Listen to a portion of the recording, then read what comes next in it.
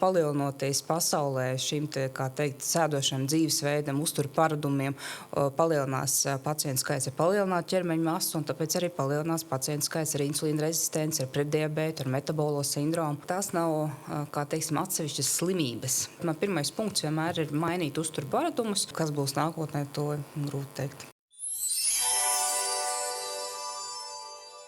1, 2, 3. Parunāsim par veselību. Šodien pie mums ciemos ir endokrinoloģe dr. Maija Gureviča. Labdien! Labdien! Mani sauc Kaspars, esmu pēc izglītības ārsts, un šodien mēs parunāsim par visiem interesējošām tēmām, par insulīna rezistenci, par metabolo sindromu un kā varam tikt galā ar visu to. Ar prieku. Varbūt tad pirmais jautājums. Ļoti daudz runā par metabolo sindromu un insulīna rezistenci. Varbūt mūsu klausītāji ir parasti Latvijas iedzīvotāji. Kā vienkārši viņiem izstāstīt, kas ir metabolais sindroms un kas ir insulīna rezistence? Uzreiz sākam jāsaprot, ka tās nav, atsevišķas slimības. Tās tāds riska stāvokļi, ja mēs tā varētu teikt. Pats par sevi metabolais sindroms mums pasaka, ka tas ir kaut kādu pazīmju kopums. Un metabolais sindroms sevi iekļauj vairākas ar vilmaņu saistītas šīs pazīmes, kuras apkopojot un saliekot, pēc tiem kritērijiem, mēs tad varam pateikt, vai pacientam ir kaut kāda vilmaņas traucējuma organismā vai nav. Savukārt insulīna rezistence, tas ir vēl atšķirīgs, tas nav gluži metabolais sindroms, bet, kā es teicu, tas ir tāds riska stāvoklis, kas mums pasaka, ka šim pacientam, ka šim cilvēkam varētu būt pēc tam nākotnē palielinās cukurdiabēta risks vai preddiabēta risks, tā paša metabolā sindroma risks. Jo insulīna rezistence pēc būtības ir stāvoklis, kas mums vienkārši pasaka to risku, bet tā vēl nav slimība. Kas ir tas, varbūt, tu redzi pacientus nevienu dienu, tev ir pieredze. Kas ir tas, kāpēc varbūt mēs tagad par to daudz vairāk runājam? Es domāju, ka mūsu dzīvesveids laikam ir mainījis un palielinājis šo pacientu daudzumu un skaitu. Tas, ka mēs esam vairāk sēdoši, mums vairāk un biežāk jau mēs sastopamies ar pacientiem, kuriem ir palielinās ķermeņa svars, kas ir viens no metabolā sindroma riska faktoriem. Un vienkārši palielinoties pasaulē šim sēdošam dzīvesveidam, uzturu paradumiem, palielinās pacientu skaits ar palielinātu ķermeņa masu, un tāpēc arī palielinās pacientu skaits ar insulīna rezistenci, ar pretdiabētu, ar metabolo sindromu. Viņi iet roku rokā. Tas ir mūsu dzīvesveids. Tu noteikti mācījies no saviem skolotājiem un nodod savu zināšanas nākošajai paaudzē. Kā tu redzi, kas būs pēc 10, 15 gadiem? Manuprāt, tā tendence nebūs forša, nebūs laba, bet mēs esam šeit, lai izglītotu cilvēkus, lai arī pastāstītu par to, kas ir šis metabolais sindroms. Ja mēs centīsimies, ja mēs šīs zināšanas un izglītošanu tā kā sabiedrībā nesīsim to, gaismu nesīsim, tad es domāju, varbūt tā situācija nebūs tik traģiska. Bet, principā, pēc aplēsēm mēs nevaram pateikt tieši, piemēram, cik būs tur metabolā sindroma gadījumu, bet mēs piemēram, varam pateikt, kāda būs aptaukošanās tendence, un tā aptaukošanās tendence ir diezgan nopietna. Tur praktiski uz trešdaļu būs vairāk cilvēku, vēl vairāk cilvēku ar šo palielināto ķermeņa svāru. Tu domā no tā skaita, kas jau tagad ir? Jā. Vēl vairāk būs. Ja tagad, piemēram, ir ļoti grūti, izteikties. Precīzi. Jo, protams, mēs varam, Latvijā mēs vispār nevaram izteikties par to, cik mums ir izplatīta, piemēram, aptaukošanās vai metabolais sindroms, jo viņiem vienkārši nav kodu, ar kuriem mēs varētu nokodēt šīs saslimšanas. Vai arī ir šie kodi, bet lielākoties ārsti viņus vienkārši neizmanto. Jo primārāka diagnoze būs, piemēram, cukurdiabēts, un tad mēs izmantosim to.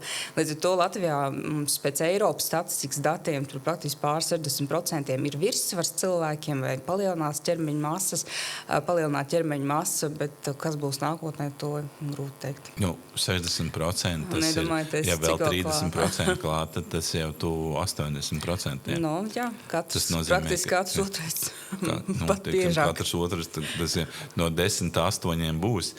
Varētu tā būt, jā. Bet es domāju tā, ka mēs varam strādāt un stāstīt, un varbūt tomēr šī pesimistiskā prognoze, nepiepildās. Kaut kad lasīju, kad Amerikā samazinās to cilvēku skaits, kuriem tā kā ir tas viens vai vairāk lieki kilogramu, vai teiksim, ir tādas tendences arī kaut kādās valstīs, kur tomēr uzlabojās tas stāvoklis? Vislabākais stāvoklis laikam ir Ziemeļplatumgrādu valstīs, jo tiešām viņiem ir ļoti laba izglītojoša programma, un tur jau principā no bērnu kājas cilvēks zina, kas ir laba uztur paradumi, piemēram, kāda ir fiziskās slodzes nozīme. Tas ir tiešām no bērndārza brīža viņiem, jo tas arī ģimenē tiek stāstīts, un tāpēc arī tur tā situācija ir labāka.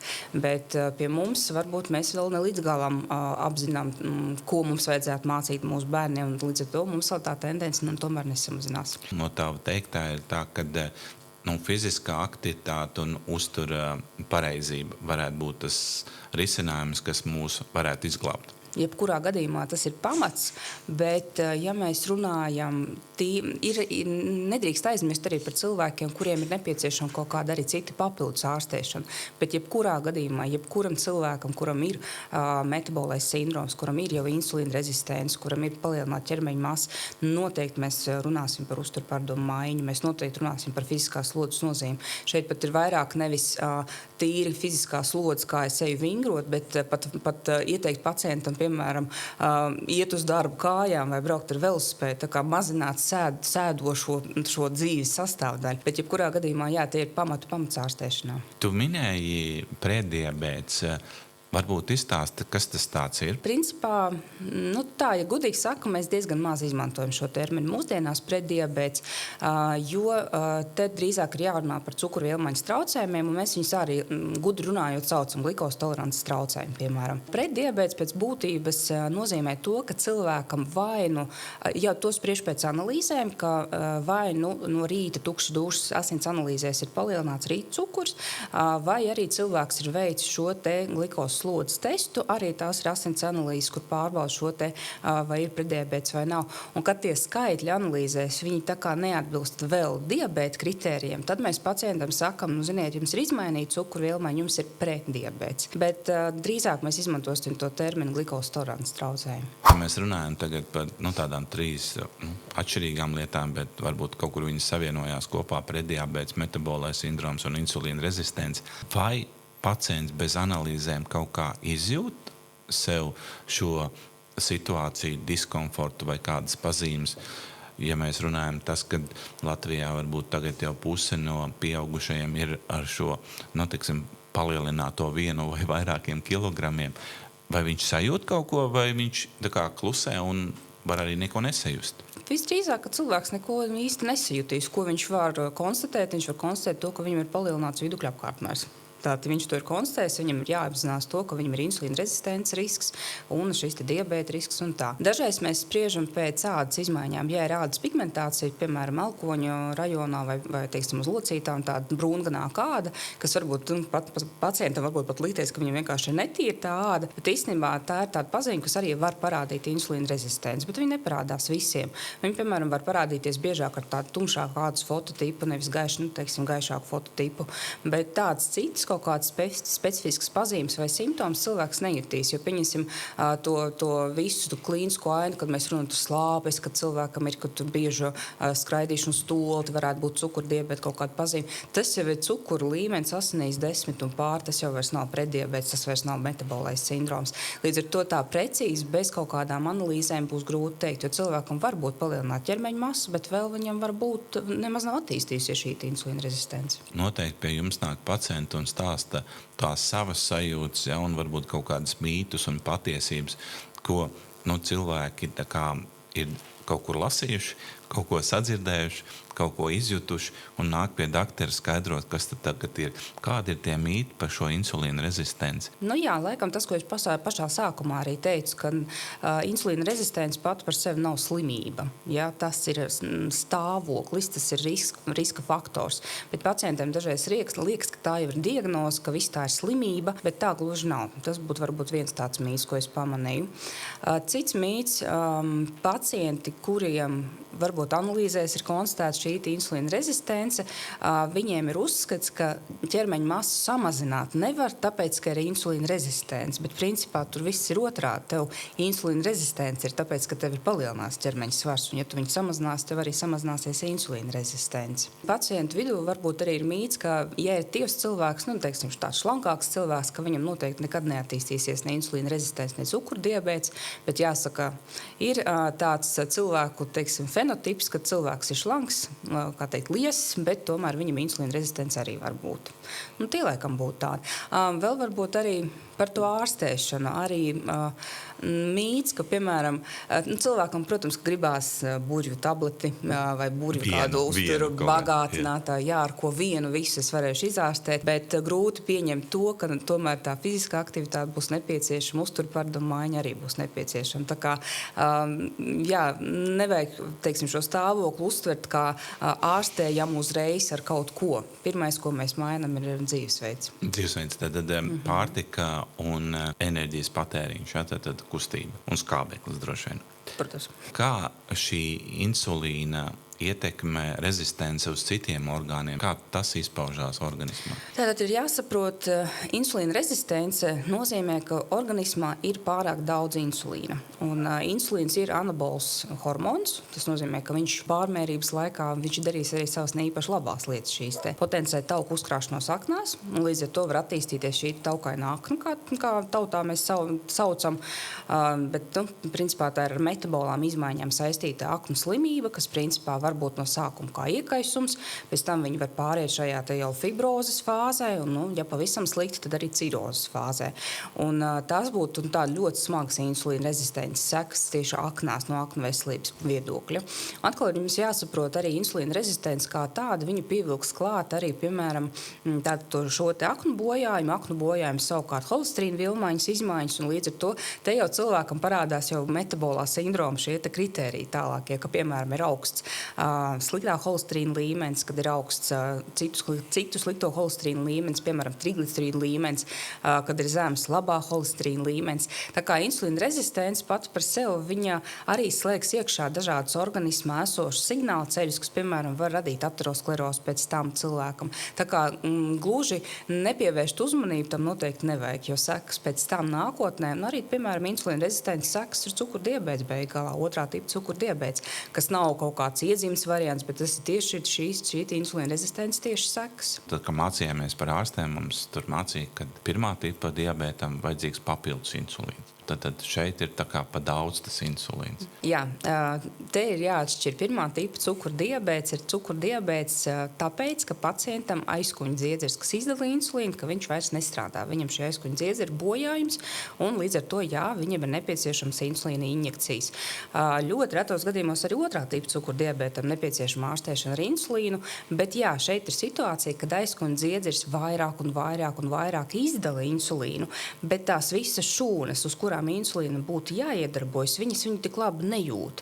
Un tāpēc arī neņem pretī, var teikt. Un ja insulīna šūnas neņem pretī, ja ir šī insulīna rezistence, kas ir otrā tipa cukurdiabēta pamatā, tad neatverās šūnās vārtiņi, un caur šiem vārtiņiem glikoze neiekļūst tur, kur vajag, šūnā iekšā. Un tad viņi palielinās asins analīzēs līdz brīdim, kad mēs jau varam noteikt pacientam otrā tipa cukurdiabētu. Bet arī šeit jūs dzirdat, ka pamatā ir tā insulīna rezistence. Vai jūs savā praksē esat redzējuši pacientus, kuri māk ļoti labi ar šo sadzīvot un tā kā izvairās no šiem vēlākiem sliktiem simptomiem vai situācijām, kas tā kā klīniski ir pierādīti, ka tas notiks pēc 2, 3, 5, 10 gadiem? Šeit jāsaka, ļoti svarīgi ir cilvēka motivācija, cilvēka sapratne par šo stāvokli, teiksim, un ja ir šī motivācija, tad diezgan labi pacientiem sokās.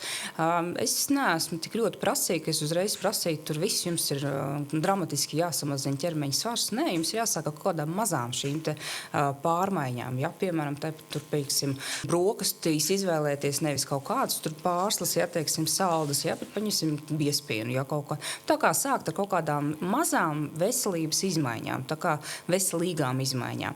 Bet jāņem vērā, ka ir diezgan liela pacientu grupa, kuriem ir iedzimtība, kuriem ir ģenētika.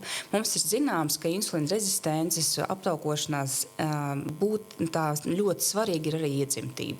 Tā kā nevienmēr mēs runājam tikai par to, cik cilvēks ir apēdis, un tikai tāpēc viņš redziet ir ar insulīna rezistenci, viņš nevar notievēt. Ir arī pacienti, kuri ir motivēti, kuri tiešām ievēro, kuri ir bijuši pie uzturu speciālisti, kuri sadarbojas ar uzturu speciālistu, bet, teiksim, tāpat mēs redzam, ka tur pastāv šīs metabolās problēmas.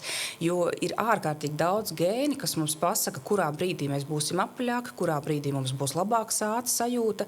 Mums ir gēni, kas atbild par šo hormonu sintēzi, mums ir gēni, cik jums būs insulīna, mums ir gēni, cik jums būs insulīna rezistence un tā tālāk un tā tālāk un tā tālāk. Līdz ar to, ja, teiksim, ģimenē tuvākajiem, tur pirmās, otrās pakāpes radniekiem ir virssvars, ir problēmas ar ķermeņa masu, ir jau kādam varbūt otrā tipa cukurdiabēts vai vēl kaut kāds agrīns kardiometabolas problēmas, tad te jau mēs varam arī ar šo pacientu jau runāt par to, ka nebūs tikai tik vienkārši, ka vienkārši mēs nogriezīsim jums kalorijas un tā kā visu varēsim izārstēt. Te jau mēs runāsim arī par kaut kādiem citiem medikamentiem, palīgiem, lai šī pacients tiktu galā. Bet jā, daļa pacientu motivēta, bet viņi var tikt galā. Tad, doktori, jūs gribat teikt, ka mēs šodien jau varam uzzīmēt, teiksim, tagad to studentu, kas mācās par ārstu vai par, matemātiķu vai programmētāju, kāds viņš izskatīsies tur pēc 10 gadiem, pēc 20, pēc 30 gadiem. Tas būtu ļoti jauki, ja mēs tā varētu izdarīt, bet, diemžēl, to gēnu ir tik daudz, ka mēs vienkārši pagaidām nevaram katru cilvēku aizsūtīt uz šo visu gēnu pārbaudi, bet, pavisam tālā nākotnē, cik tālā nākotnē, es domāju, ka būs atkal šī individualizētā jau gēnu noteikšana, un tu zinās, ka tev ir savs kaut kāds risks, teiksim, otrā tipa cukurdiabētam.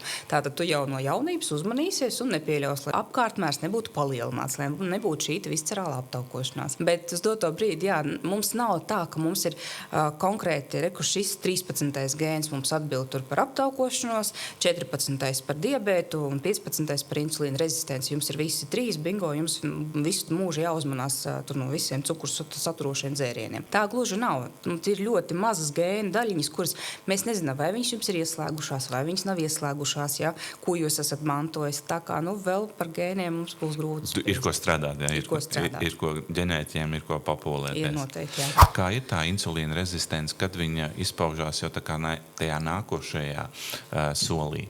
Cik gadi var paiet vai cik nevajadzētu gaidīt? Gaidīt jau nevajag vispār, es teiktu. Nav gluži tāds cipars, ka mēs pateiktu, teiksim, pie insulīna rezistences pēc 5 gadiem visiem būs cukurdiabēts. Kādam arī nebūs.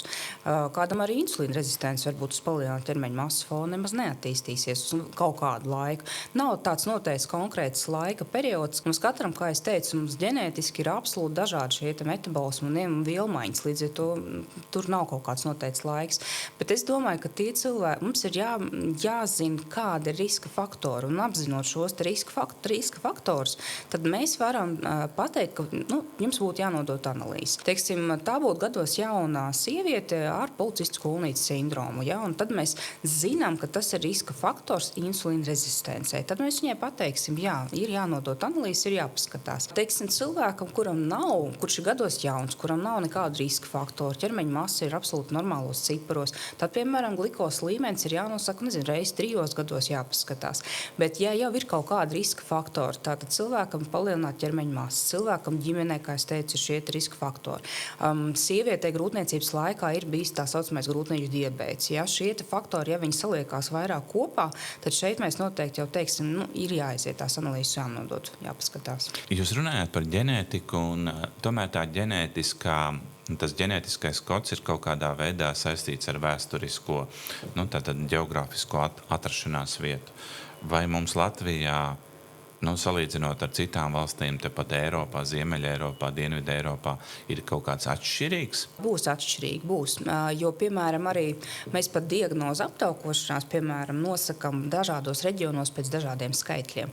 Piemēram, Āzijas reģionos tie būs mazāki skaitļi, viņiem jau, piemēram, pie ķermeņa masas indeksa, ja es nemaldos 27, jau būs aptaukošanās, kad mums tas vēl skaitās virssvars. Mēs esam izmainījuši ēšanas paradumus daudzos reģionos, pieņemsim Latīņamerikā. Mēs esam iedevuši ne to pārtiku, kas ir paredzēta šim genomam, ģenētiski noteiktiem cilvēkam. Ko tad mēs viņam esam iedevuši mēs tādu? esam iedevuši rietumnieku mūsu uzturu paradumus, kur, teiksim, šķiedrvielu ir pamaz, kā jūs zinat, mūsu diētā mums ir vairāk ogļhidrātu, jā, dažādi, un mēs šos te ātro enerģiju mēs viņiem iedevām, un tāpēc, diemžēl, piemēram, tur ir lielāks šo te tieši iekšējas aptaukošanās, šīs viscerālās aptaukošanās gadījumu un daudzums arī. Nu jā, mums ir šie reģioni atšķirās, bet atceramies arī, ka mēs migrējam. Mēs paši braucam un dzīvojam dažādos citos reģionos. Vai ir kaut kāda viena vieta, kas ir pasargāta un viena vieta, kas ir ļoti nepasargāta pasaulē? Nu, teiksim, ir dzirdēts, ka Somijā ir ļoti daudz cukurdiabēta pacients.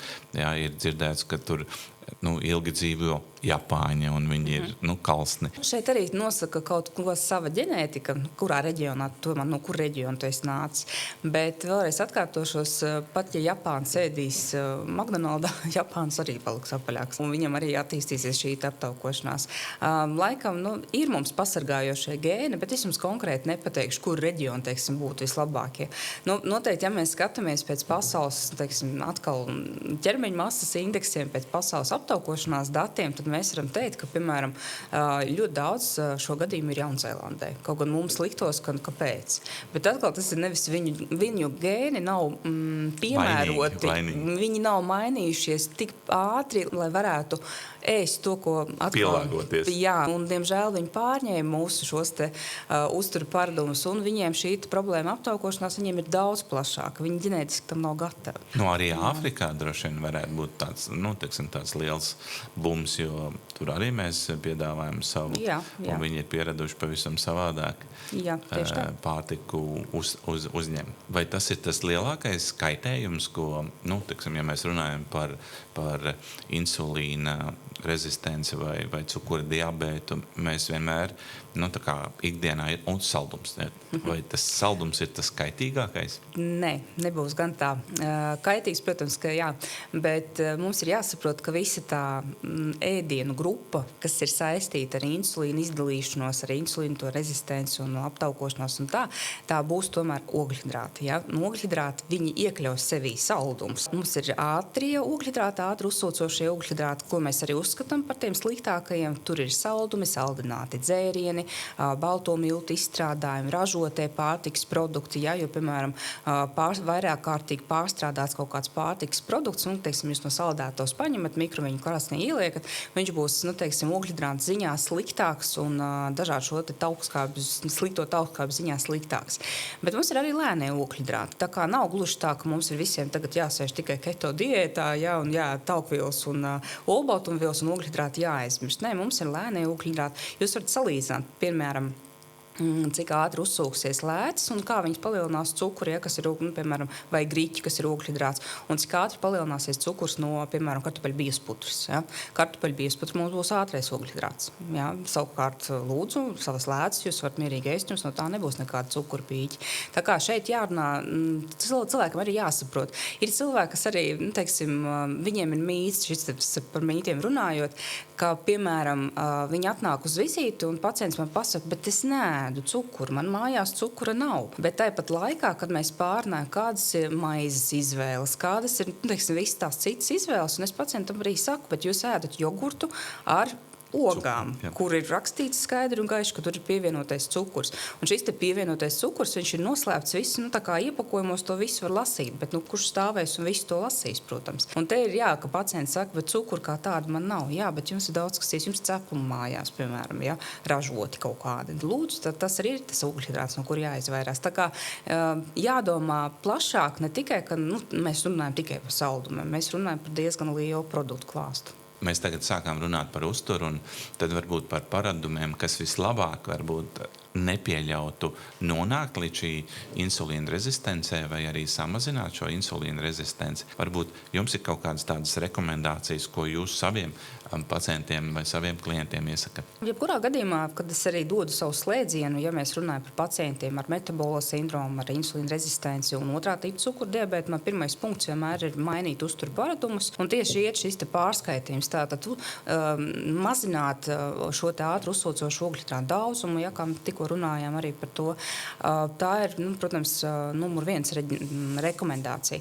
Bet, principā, mums ir ārkārtīgi sen zināma viena ļoti laba diēta, ļoti laba uztura paradumi. Tā ir vidusjūras tipa diēta. Bet viņa tiešām ir pierādījusi sevi. Ir pat veikti liela zinātniski pētījumi, kas ir pierādījuši, ja jūs ieturat vidusjūras tipa diētu ar vēl nedaudz pievienotu papildus olīveļu, jūs varat samazināt par 30% sirds asinsvadu notikumu skaitu vai onkoloģijas risku, kas, pieņemsim, ir saistīts tieši ar šo noteikti palielināto ķermeņa masu. Tā kā 4000 pāri jau diētai gadu, bet tā ir vislabākā īstenībā rekomendācija. Jo, teiksim, citas kaut kādas specifiski uzturu paradumi, tur, pieņemsim, intervālā badošanās vai, piemēram, kaut kāda, kā es teicu, keto diēta, viņas strādā ātri, jā, cilvēkam ātri var palīdzēt, bet viņas arī ātri apnīk. Savukārt, ja jūs pa druskai mainat, teiksim, katru nedēļu kaut ko ieviešot no šīs vidusjūras tipa diētas, jums būs ilgstošāk šis beigās iegūms. Un jūs jau pats nepamanīsiet, ka jums to saldumu nemaz nav mājās, ka jums vairāk tas, teiksim, kaut kāds baltmais ar desu arī jums vairāk nav, jūs iemācieties kaut ko citu izvēlēties. Bet, jā, teiksim, es iesaku neiegrimt kaut kādos specifiskos uzturu paradumos, kuri, es saku, viņi strādās kādu laiku, ja pieņemsim keto diēta, bet jums viņa apniks. Un tad ir jautājums, ko tālāk, ko pēc viņas tad jūs darīsiet. Tad mēs varam teikt tā, ka tie, kas dzīvo vidusjūru un izmanto to tradicionālo pārtiku, tad viņi tur dzīvo ar mazāk insulīna, teiksim, rezistenci, metabolo sindromu un cukurdiabētu? Īstenībā, jā, ja mēs salīdzinām kaut kāds, teiksim, Francijas datus, jo viņi arī, principā, pēc šāda diētas principa barojās, tā var izteikties. Viņiem ir mazāk šis arī aptaukošanās gadījumu skaits, diabēta gadījumu skaits, bet te atkal jums jāsaprot sociālie slāņi, kādi ir. Jā, vai tas, teiksim, tie, kas nav pamat Francijas iedzīvotāji, jā, tur jau tas viss katliņš saliekās kopā no tiem cilvēkiem. Bet principā, jā, tie, kas vairāk ir šīs diētas mīlētāji, jā, protams, šajos reģionos var sastapt labāku situāciju. Teiksim tā, atnācis ir pacients un viņam ir 1 vai 10 kilogrami. Vai viņam nozīmē, ka viņam 100% būs šī insulīna rezistence kaut kad, vai viņš var visu mūžu nodzīvot arī ar tiem liekiem 1 vai vairākiem kilogramiem? Ir ģenētiski veiksminieki, jā, kuriem principā pie nedaudz palielināta svara insulīna rezistence neattīstīsies. Bet ja tomēr šis cilvēks uzņems vēl vairāk kilograms un vēl vairāk kilograms, tad insulīna rezistence ar lielāko varbūtību tomēr attīstīsies. Jo palielināts taukaudu daudzums, viņš arī ir tas, taukaudu ir mērķa audi insulīnam. Un jo jums ir vairāk tauku šūniņu, jo vairāk jums vajadzēs to insulīnu. Un atkal tā insulīna rezistence beigās viņa parādīsies. Tā kā es arī dažādiem profesoriem arī esmu jautājusi, vai ir tāda veselīga aptaukošanās. Jo mums arī, teiksim, arī sociālajos tīklos dažādos, teiksim, dažreiz rodas iespējas, ka cilvēks tas, kurš, viņam ir tas liekais svars, bet viņš, viņu varbūt jau ir stigmatizējuši un viņš negribēs samazināt to svaru. Viņš tāds saka, bet es esmu tāpat skaists, es esmu priecīgs, veselīgs un laimīgs. Tad, principā, nav tāda termiņa kā veselīgi palielināts svars.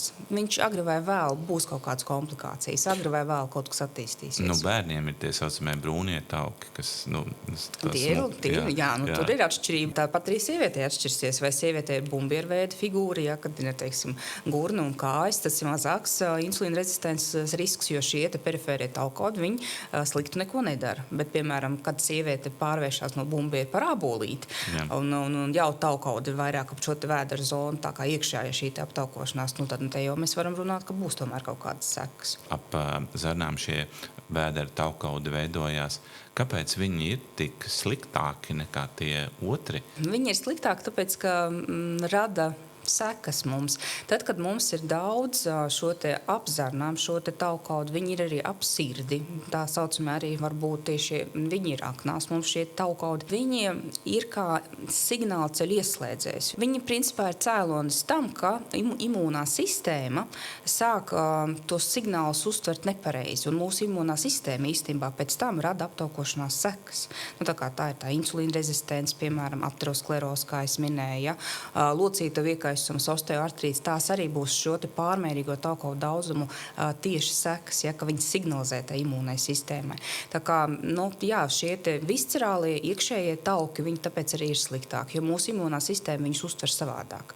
Viņi nav priekš tā, lai mums būtu silti, viņus grūti izmantot arī enerģijai galā, bet labu, diemžēl, arī viņi neko nedara. Jūs minējāt arī par locītavām, un jūs minējāt arī to sieviešu veselību.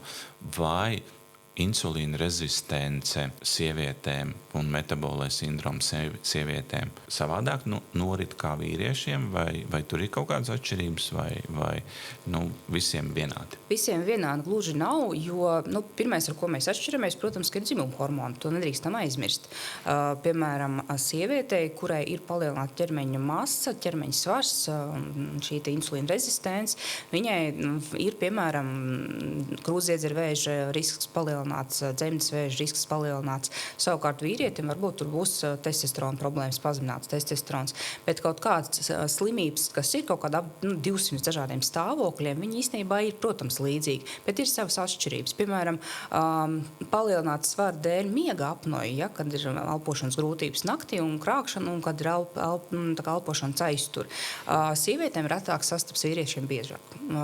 Tā kā slimības līdzīgas, kas var būt, dažas atšķirās dzimuma atšķirību dēļ, bet diezgan liela daļa būs līdzīga. Bet ir jautājums, cik bieži vienam vai otram tas izpaudīsies, cik bieži vienam otram būs. Jūs minējāt par palielinātu tauku daudzumu un locītavām. Pētījumos ir parādījis, ka, ja tu nes, piemēram, 5 liekas kilogramus pa kāpnēm, ja, tad tas slodzes locītavām palielinās par 30%, ja tu 5 liekas kilogramus nes. Izstāstiet, kā tas sanāk tā, ka ne jau tas svars ietekmē uz tām locītavām, bet tieši tie tauki ietekmē tām locītavām. Tas tāds interesants. Jā, tas ir tiešām interesanti, jo sākotnēji mums bija šī doma par to, ka tā ir tīri mehāniska problēma, ka jūs mehāniski nesat vairāk uz savām locītām šo svaru, tāpēc arī tās locītavas bojājas.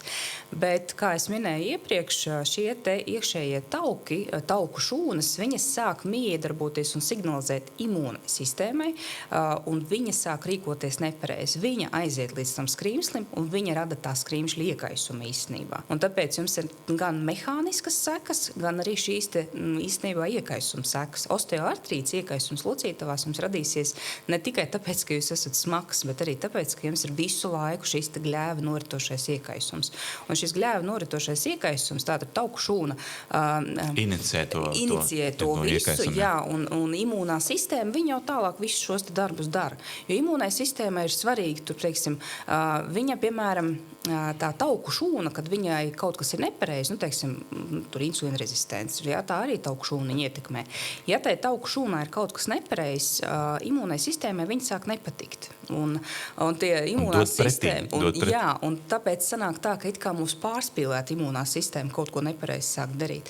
Protams, mums vēl jāsaprot, ka arī šis palielinātais tauku daudzums un šie stāvokļi, tas arī ir oksidatīvais stress, principā. Tā kā cilvēks dzīvo ar šiem dažādiem iekaisuma signāliem, plus oksidatīvais stress, un līdz ar to arī novecošanās procesa beigās viss notiek ātrāk un pievienot visu šīs hroniskās slimības. Jo, principā, mēs zinām, ka hronisko slimību pamatā nav, ka jums ir palielināts asinsspiediens, tāpēc, ka jūs smēķējat. Ja? Bet mēs zinām, ka, smēķēšana, dzīvesveids, holesterīna un pārējie šie faktori, tie ir atkal tie, kas iestrādina šo imūno sistēmu, kas aktivē šo oksidatīvo stresu, un tas ir pamatcēlons, kāpēc cilvēkam beigās slimības rodas. Mēs tagad esam ļoti daudz izrunājuši par tām lietām, kas ir tā kā nav labi. Ko mēs varam darīt bez tas, ka mums tagad ir pareizie ugļhidrāti jāēd, ka mums tur jākustās vairāk kā 45 minūtes dienā, vēl skābeklis jāuzņem, jāatver logs vaļā, sevišķi ja vasarā strādājam pie atvērta loga. Kas ir tas, kas ir nācis tagad pēdējos gados klāt, pēdējā 10 gadē?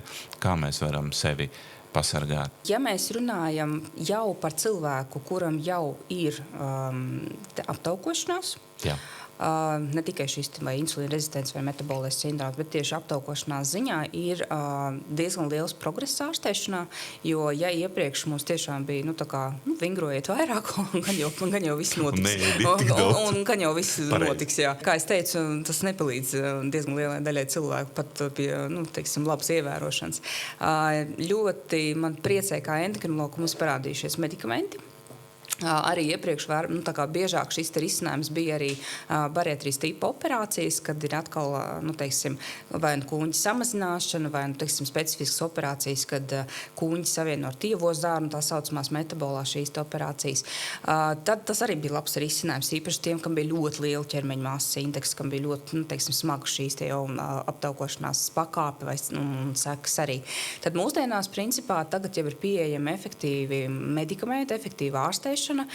Mums ir mainījusies laikam pēdējo 10 gadu laikā uztvere. Mēs sākam saprast, ka pati par sevi aptaukošanās mēs jau viņu definējam kā slimību. Mēs vairs nerunājam par to, ka tās dzīvesveida sekas. Mēs saprotam, ka tā ir slimība, kurai ir kaut kādi šie ģenētiskie momenti, kuriem ir šīs sekas pēc tam, kas ir varbūt pat invalidizējušas.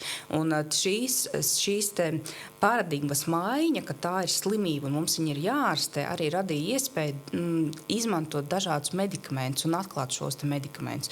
Un līdz ar to pašreiz mums rokās tiešām ir iespēja pacientam palīdzēt gan samazināt svaru, samazināt metabolās izmaiņas, metabolās sindroma izpausmes, insulīna rezistents, atgriezt viņu veselīgā dzīvē.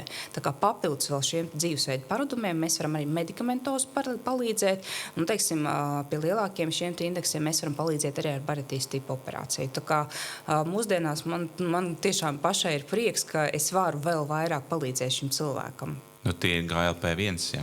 Šeit mēs runājam par glikagonu līdzīgā peptīda 1 receptoru agonistiem, bet mums ir arī vēl divējādas darbības medikaments arī no šīs grupas. Ir palikuši arī iepriekš lietotie medikamenti, bet, mēs zinām, cik viņi ir, cik nelielu svara samazinājumu mēs varam ar viņiem iegūt, tāpēc viņi vairs nav mūsu top ārstēšanā. Bet pašais GLP-1 grupa, jā, viņi ir, bet burtiski 2 nedēļas atpakaļ es atgriezos no mūsu ārstu kongresa, Eiropas ārstu kongresa tieši par aptaukošanos, un, vēl tiek ražotas dažādas kombinācijas, tiek pārbaudītas, tā kā mums vēl gaida priekšā interesantas lietas. Bet vai Latvijā mums ir diagnoze, šī liekais svars, vai jūs sakat aptaukošanās, vai tā Latvijā arī ir ieviesta kā diagnoze? Mums viņa jau ir ieviesta.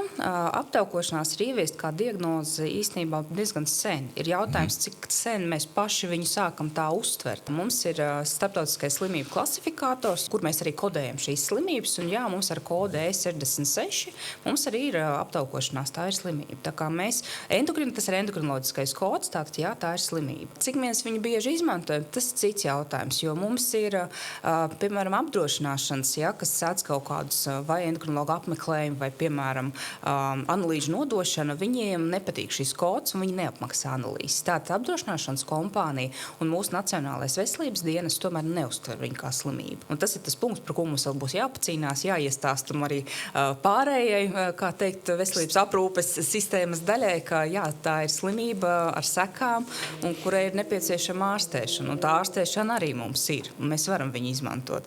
Bet jā, mums bieži vien sanāk, ka tas aptaukošanās viņi paiet kaut kur pašā lejā.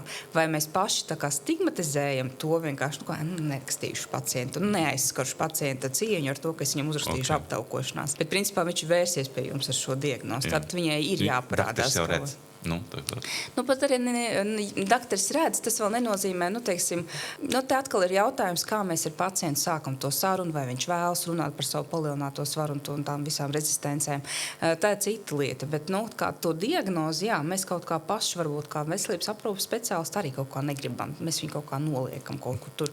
Uz nākošo reizi. Ir jāliek pašā kā cepuri, jo no viņas jau iziet tālāk. Insulīna rezistents, metabolais sindroms, diabēts, preddiabēts un tā. Viņš jau tā galva visur tur tai kodā. Jā. Noteikti ir tādi pacienti, kas par to grib runāt ar savu ārstu, un viņi tā kā ievēro to rekomendāciju, ko mēs kā ārsti dodam, un arī mēģina sportot, bet tas svars tomēr nemainās. Kas tur var būt par iemesliem? Te ir tas, ko es teicu, ka ir iedzimtība, un tos gēnus jūs nepārtaisīsiet savus smadzeņu centrus, kas uztver sāta sajūtu. Ja jūs jūs varat medikamentos palīdzēt tam, ja, tāpēc mums arī medikamenti arī ir izgudroti, jo ir pacienti, kuriem ir savādāk. Jā, ir pacienti, kuri, protams, ja jebkurš no mums notievēs smagā kaloriju deficītā, ir skaidrs, ja. Ja jums būs 800 kalorijas dienā, protams, ka es nezinu, visi notievēs, ticiet man. Svars samazināsies. Bet kāda kvalitāte cilvēkam ir dzīvē, ja tev ir 800 kalorijas, un, protams, tas nav reāli vienkārši uzņemt to, dzīvot. Tāpēc arī, es saku, ir cilvēki, mums ir jāsaprot, arī ārstiem ir jāsaprot, ka būs cilvēki, un ir cilvēki, kuriem nav tik ļoti labi paveicies. Varbūt kādam arī ģimenē ir, piemēram, tur, nezinu, man māsa ir ar ļoti labiem gēniem, ja? Es varbūt ne ar tik labiem gēniem, es atslābināties tur īsti nevaru. Te ir jāsaprot, jā. Katrs mēs esam individuāls un katram ir jābūt savai pieejai. Jūs minējāt, kad ir tie jaunie medikamenti, un kā tad viņi tie GLP-1 agonisti, kā tad viņi iedarbojās? Šeit jāsaprot, ka medikamentiem šai grupai, es teiktu, jo tur nav viens tikai, kā es teicu, ir arī tas divējādās darbības medikaments. Pacientam ir jāsaprot, ka pirmkārt, tas nav kursa veidā, ja, aptaukošanās vēlreiz, tā ir hroniska slimība un ārstēšana ir ilgstoša līdz ar to, varbūt pat līdz mūžu gadam, jā, varbūt arī tā. Jāsaprot, ka tas nav medikaments tikai apetītes samazināšanai. Ja? Tas nav medikaments, lai jūs vizuāli būtu smukāks. Man gribās, lai jūs būtu veselāks, lai jums nebūtu šie hroniskie iekaisumi, ateroskleroze un tā tālāk. Mans mērķis ir tāds, lai mēs redzētu gan pēc analīzēm, ka ir kaut kāds progress, ja? Bet medikaments ļoti palīdz mums sakārtot tīvo zarnu hormonālo sistēmu, palīdz sakārtot šo insulīnu izdalīšanos, pretējā hormonu glikagonu izdalīšanos, tur, piemēram. Svarīgi ietekmē ir arī tam, piemēram, tas divējādas darbības, viņš pat palīdz pareizajiem taukaudiem izveidot, tā kā pārmainīties tiem sliktiem taukiem, tā kā uz labajiem šiem te taukiem. Tad ir ietekmes uz centriem galvas smadzenēs. Mēs zinām, ka šis medikaments var palīdzēt mainīt dopamīna sistēmu mums galvā. Un tāpēc cilvēkiem, kas šos medikamentus uzsāk, viņi bieži vien atzīmē, ziniet, es agrāk biju baigais saldumīls, es tagad skatos uz tiem saldumiem, man viņi nav vajadzīgi. Es apēdu tur pus saldējumu un sapratu, ka es vairs viņu negribu. Ja? Līdz ar to mainās kaut kāds vēlmes uzturā. Ja? Tā kā arī dopamīns šī sistēma mums palīdz. Ir pierādīts šiem medikamentiem efekts tieši uz holesterīnu arī rādītājiem. Tā kā mēs varam pacientam pateikt, ka jums palīdzēs ne tikai tikt galā ar jūsu palielināto svaru, bet arī palīdzēs jums šajā aterosklerozes profilaksē, piemēram. Nedaudz ietekmē asins spiedienu. Tur īstenībā, ja mēs paskatāmies uz šiem medikamentiem, mēs tagad saprotam, cik ļoti daudz šie GLP vispār kā tāds peptīds, ko viņš mums veselā organismā dod un kā viņš var palīdzēt cilvēkam, kuram ir šī izmainīta jau visas šīs hormonālās sistēmas. Bet vai tas ir vajadzīgs visiem, kas viņš jūtās ne savā svarā, vai tas ir visiem, vai tas tomēr ir noteiktam skaitam ārsta kontrolē un nekā savādāk? Jebkurā gadījumā, jā, es ļoti ieteiktu ārstu kontrolē to darīt, jo ir dzirdēts arī, ka kādi treneri sāka nodarboties ar ārstēšanu, kas man tā drusku pārsteidz, vai tiešām viņu zināšanu apjoms ir tik liels. Bet jebkurā gadījumā ir jāskatās tomēr, kuras pakāpes aptaukošanās cilvēkam jau ir, jo norādījums medikamentu lietošanai ir ķermeņa masas indeks vairāk nekā 30 kg kvadrātmetru. Teiksim, pie mazākiem ķermeņa masas indeksiem īsti ir jautājums, bet kāpēc tad būtu nepieciešams? Ja?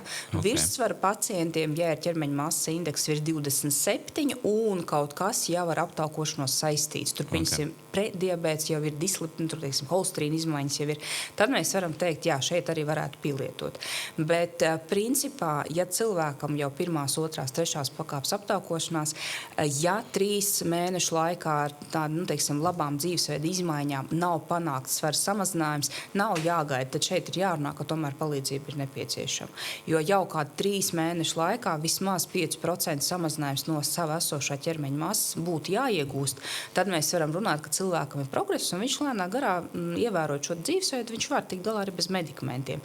Bet ja mēs redzam, ka viņš atgriežas pie jums vai ir tādu pašu, vai pat vēl drusku lielāku, varbūt svaru arī mēdz gadīties, tad šeit tomēr mēs runājam par medikamentozu ārstēšanu. Kaut man ir pacienti, ar kuriem mēs esam runājuši ilgi, viņi nē, es tomēr vēl mēģināšu, es vēl mēģināšu, bet ir kaut kāds brīdis, kad mēs pārnājam, paskatieties ambulatorisko kartiņu, mums te mēģinājums jau iet no 2023. gada, varbūt, tomēr jau kaut kā savādāk, jo es jau redzu izmaiņas analīzēs, es jau sāku redzēt, ka tur jau, viņš jau nejūt to iekaisumu, kas viņam notiek, cilvēks nejūt, kamēr viņam nesāp tā locīto, bet tur jau viss notiek, viss sliktais jau sāk veidoties.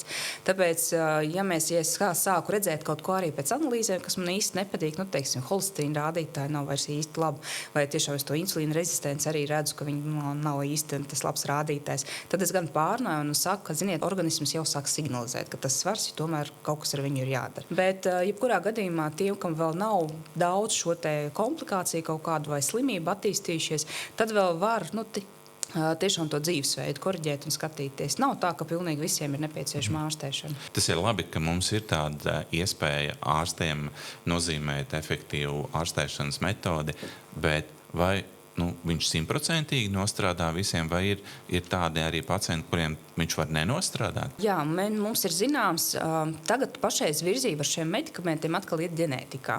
Jo, kā izrādās, ir pacienti, kuri neatbild uz terapiju. Tā, mēs angļu valodā viņu saucam non-responder. Viņš neatbild terapiju. Jūs viņu tur devu kāpinājāt un tā ņēmāties, kā varējāt, bet, diemžēl, tur neizdevās. Ir noteikts procents pacientu. Mēs katram medikamentu mēram zinām, kāds tas ir, bet mēs uz doto brīdi nevaram uz acis pateikt, kuram pacientam tad nostrādās, kuram nenostrādās. Un tāpēc, ir dažreiz pacientiem, slikts garastāvoklis no tā, ka mēs tā kā sākam ārstēšanu, efekta nav. Nauda ir iztērēta, jo šie medikamenti netiek kompensēti, un tas sākāt, bet es šitādu naudu iztērēju, un kāpēc nestrādā? Tāpēc, ka jūs sanāk neatbildat uz to ārstēšanu. Tā gadās. Bet virzība, ko mēs tagad skatām ar tiem medikamentiem, mēs mēģinām atrast uzreiz kaut kādu ģenētisku atkal, kurš atbildēs, kurš neatbildēs. Lai nebūtu šī te... To mēs varam pirms tam noteikt? Jā, piemēram, tagad grib tā izdarīt, lai varētu pirms ārstēšanas uzsākšanas individuāli pateikt, šeit strādās šitas medikaments, šeit strādās drīzāk tas medikaments. Ir dzirdēts, ka tad, kad samazinās svars, samazinās gan tās augššūnas, gan arī muskuļu šūnas. Muskuļu masa. Medikamentu lietošanai. Redzat, te ir jautājums, kā jūs dzīvojat.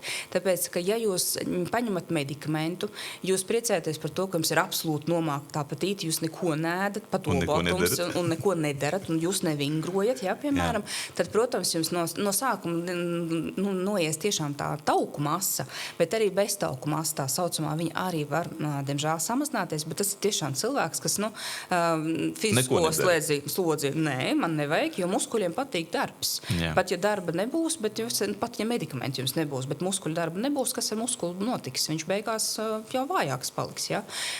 Lielāks, tiem cilvēkiem, kas zina, kā, tāpēc ir jāstrādā kopā ar ārstu, tie, kas zina, kā sadzīvot ar šiem medikamentiem, viņiem īstenībā klīniskajos pētījumos nav muskuļu masas būtiski samazinājumi. Bet uz jautājuma ir senioru grupa, jo senioriem bieži vien vēl pirms ārstēšanas uzsākšanas starp muskuļu šķiedrām jau ir tauka arī iekšā.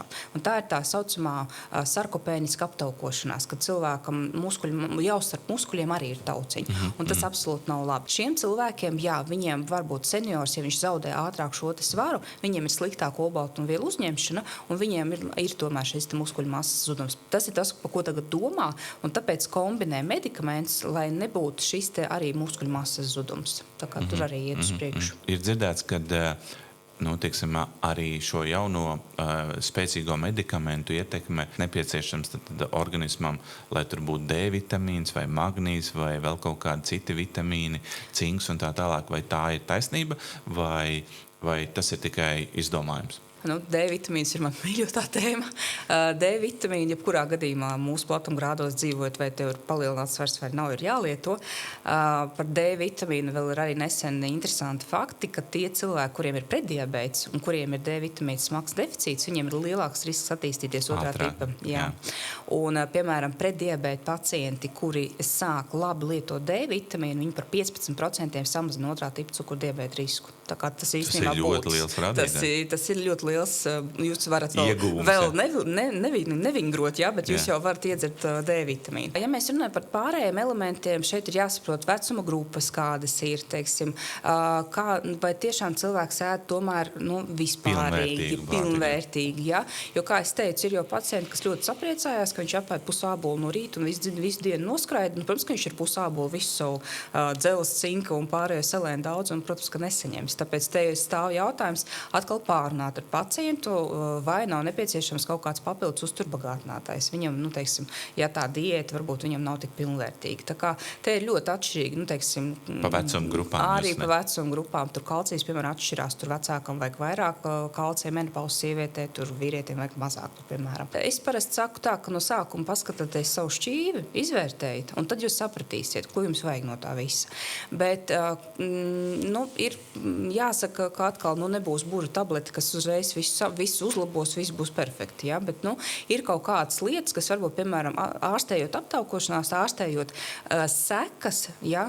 Ka varbūt kaut kas tomēr ir nepieciešams pacientam. Noslēgumā, doktori, tādu 3 jūsu zelta padomu, lai izvairītos no šīm lietām, ko mēs minējām. Ja? Tad insulīna rezistence, metabolais sindroms, otrā tipa diabēts. Varbūt jums jau ir izstrādāts šis zelta 3 rekomendācijas. Kā mēs visu arī šo sarunas laikā mēs visu laiku minējām, tātad pirmā un svarīgākā rekomendācija būs šķīvis, pārskatat. Nebaidieties iepazīties ar kaut kādiem jauniem produktiem. Jauniem ēdieniem, jā. Baudiet smaržu, baudiet tekstūru, baudiet to ēdienu, un jūs sapratīsiet, ka jums sagribēsies kaut ko vairāk nekā vārīt spelmeņu, bet jums sagribēsies kaut ko sev iepriecināt. Tas būtu pirmais. Skatieties vienkārši, kas jums ir šķīva. Otrais, saīsiniet sēdošo laiku. Saīsiniet to. Stāvgaldi. Stāvgalds, lūdzu, pirmais solis. Paņemat stāvgaldu. Nevis visu laiku sēžat uz dīvānu, to televizoru skatāties, bet tomēr iziet kādā pastaigā ārā. Un trešais, nebaidieties vērsties pie ārsta. Varbūt jūs esat saskāries ar kaut kādu nepatīkamu pieredzi ar ārstu. Varbūt tāda ir bijis, bet ne visi taču ārsti tādi ir. Ja jums ir nepieciešama palīdzību, neielienat savā čauliņā, nepazūdat, ja aiziet pie ārsta, jo pašreiz ir daudz risinājumu, kā mēs varam palīdzēt. Paldies, doktori, un lai jūsu pacienti veselīgi. Paldies jums!